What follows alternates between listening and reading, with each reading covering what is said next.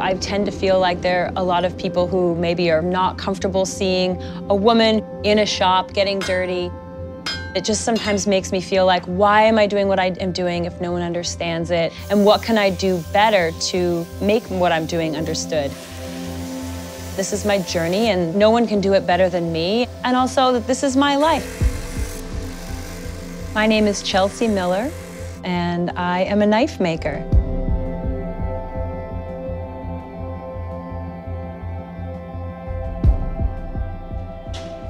Hello. Hi. Buddy. Hi. Hi. Hi. Good. How are you? Good to see you. Likewise. Come on. Oh, this one is nice. Straight. Oh, that's nice. I love when there's a knot in it. That's really pretty. Wow. So for me, making knives, my intention is to open your mind a little bit and to think bigger and dig deeper about all the things that are mundane. I grew up in a very, very rural area called the Northeast Kingdom, Vermont. We raised all our own vegetables and animals. We were very self-reliant.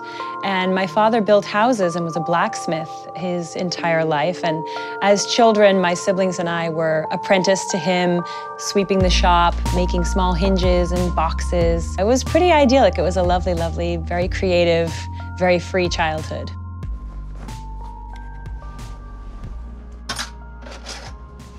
I've always been incredibly close with my dad, and he got sick in the year of 2011. So I went home to rehabilitate him in his shop and help him try and figure out new ways of doing things. He was quite handicapped after that. Knife making saved me in the sense that it gave me a way to process what was going on in my relationship to my dad. I was working in my dad's workshop, playing with wood, carving wood. And I noticed I really started to miss working with my hands. I had absorbed all these things that I like in the world, and I wanted to figure out how it is that I give back, what it is that I have to offer. And so working for myself just really allows me to absorb whatever's going on in my life and express my feelings on that through my work.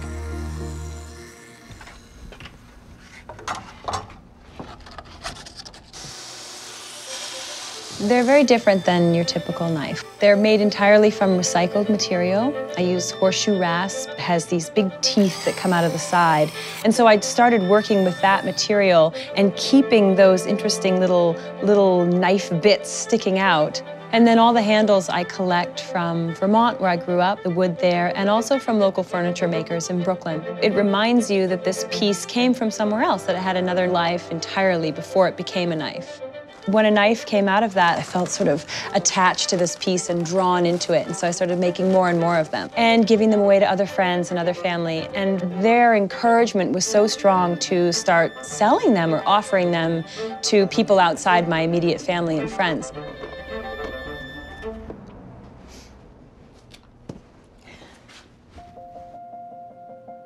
I often find myself chasing this naive quality that my knives first had. They weren't as good in function as they are today, but there's something so pure and raw about them.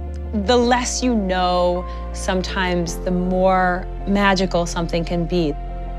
There's certainly been days where I feel like there are enough people that don't get it, but that always is just an opportunity for me to go back and think, okay, how can I say this more clearly? How can I do something in a way that really represents what I mean in a way that's very clear and simple? So it really gives me ultimate freedom to be the best kind of person that I can be and really learn a lot about what it is to be alive. My name is Chelsea Miller, and I'm a boss.